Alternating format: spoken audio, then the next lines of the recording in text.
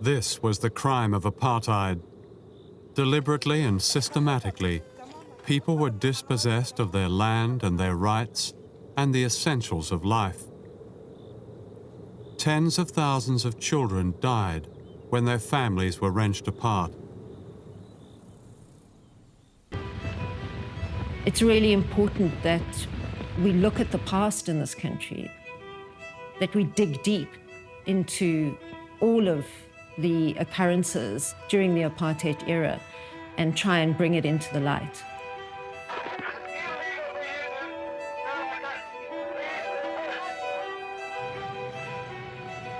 Apartheid means separation, being separate. White, blacks were all separated. But ultimately, the losers were black people. Pushed into areas through forced removals, kilometers and kilometers and kilometers away from any kind of economic hub where they might have any hope of finding a job. The apartheid government operated violently, very violently. Black people were disappearing during apartheid. Black people were being murdered with impunity. There are an inordinate amount of apartheid-era killers who have walked free, and they will never, ever be punished.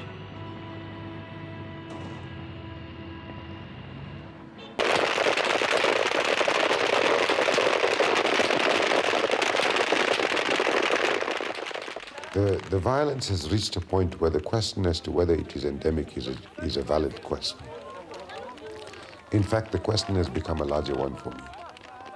It is whether South Africa is going to go on to be a violence-ridden society, or whether it will be possible to construct South Africa as a peaceful society. In 1960, the South African police murdered 69 peaceful demonstrators at the town of Sharpeville.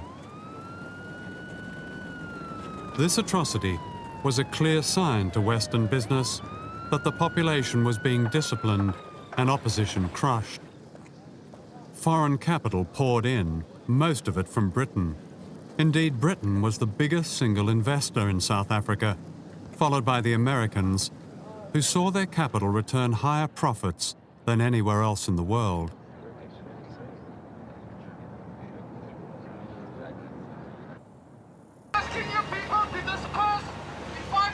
Black people, black bodies were essentially dehumanized. This unknown, unnamed threat was about enforcing racism. It was used to break up riots, to break up any form of resistance to apartheid. You people, let's get out now very quickly, okay? Because you people are the cause of this now. Yeah, all right. So get out.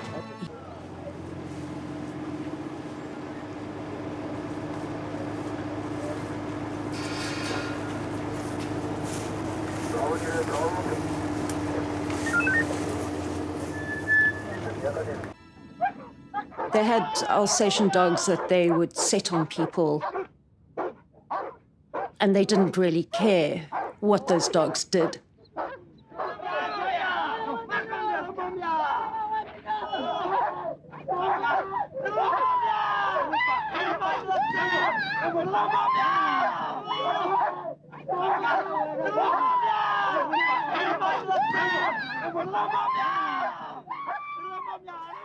I think a lot of those guys really enjoyed what they did. I think that they got a kick out of it. Because essentially they could do what they wanted, you know. They could operate on their own and get away with it.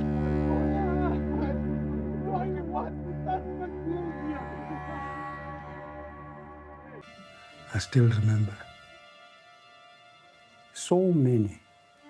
We know them by names. They killed people, but nothing happened.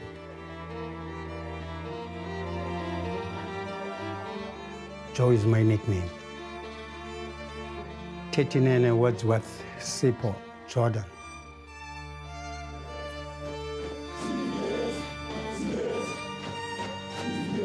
At that time, I was busy operating very clandestine for the African National Congress, the opposition party of the apartheid regime, which was banned.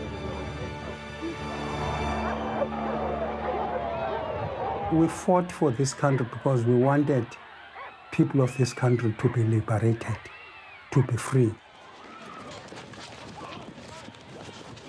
Not a section of the population, but the entire country. We paid through our blood. We shed our blood.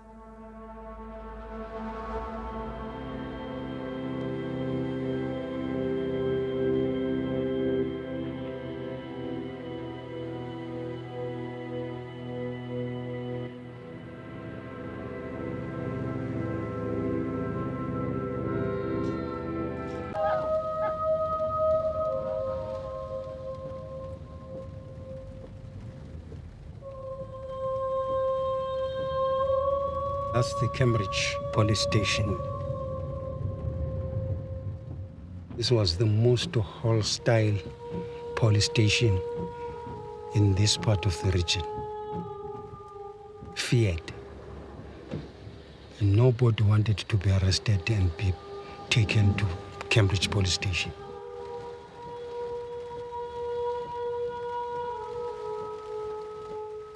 Ruthless. The toughest time, if you get arrested, it's when you go for interrogation.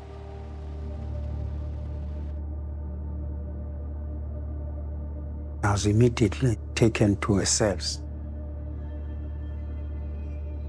And after close to 2 hours, they opened the door again. And they called, "Hey, Joe, come on, it's your turn."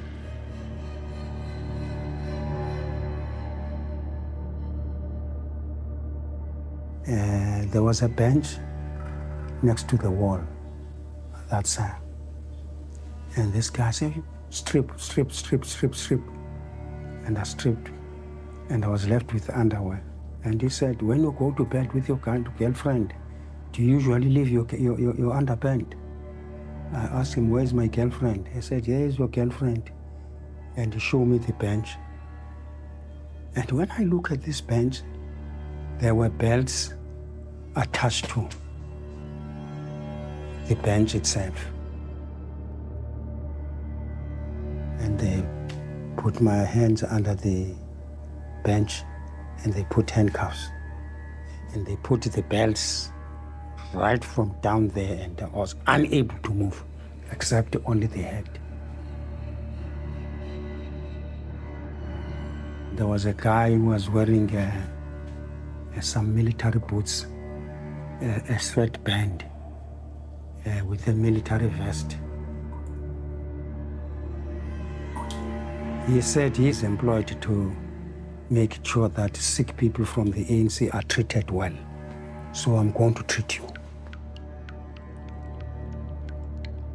He came on my back with boots, military boots. He was jumping on my back, up and down, up and down. They broke my back. Sure. That's the most painful.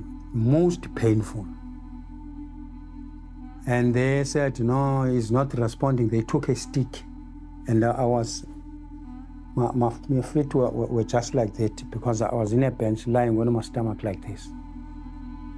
Took a stick and they beat me underneath until I was unable to count even how many lashes. And that was the last time I remember what happened.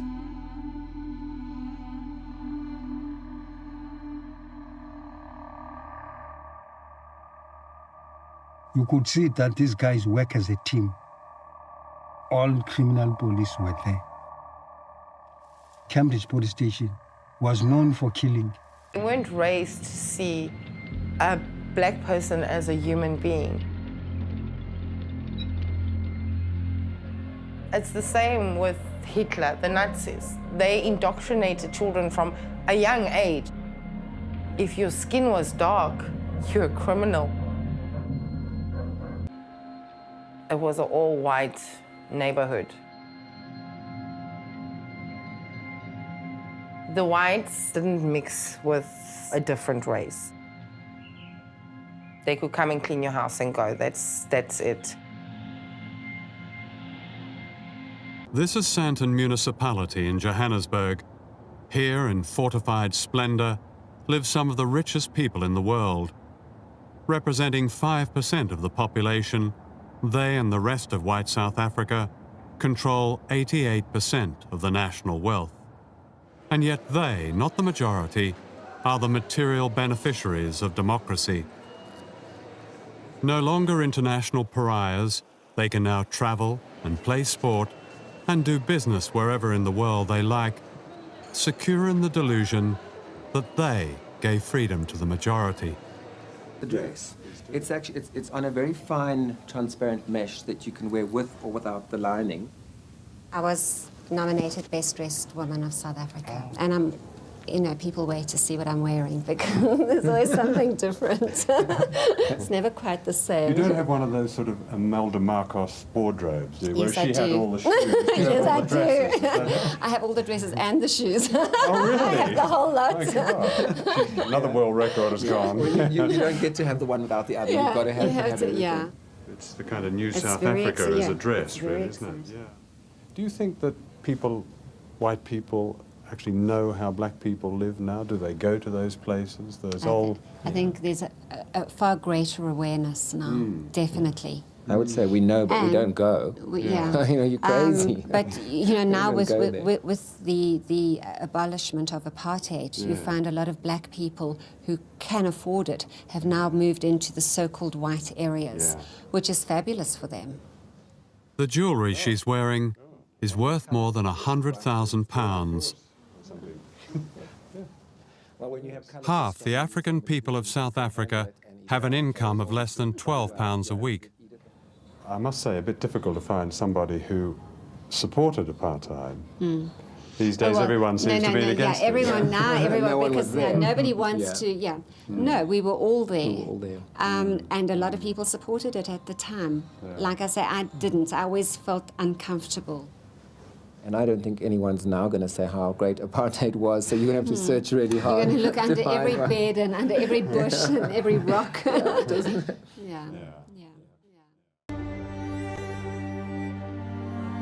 There's a lot of pain in this country. I think we feel it the whole time. Trauma from apartheid-era South Africa.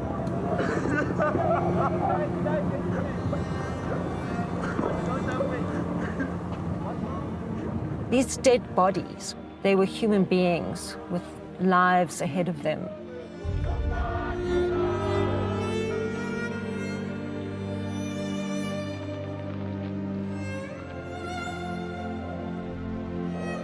as white South Africans, there needs to be some reckoning. Van Schoor was a serial killer. But he was a serial killer because there was a system that allowed him to be one. And there are so many people like him, walking free, apartheid-era killers, torturers, who are leading normal lives.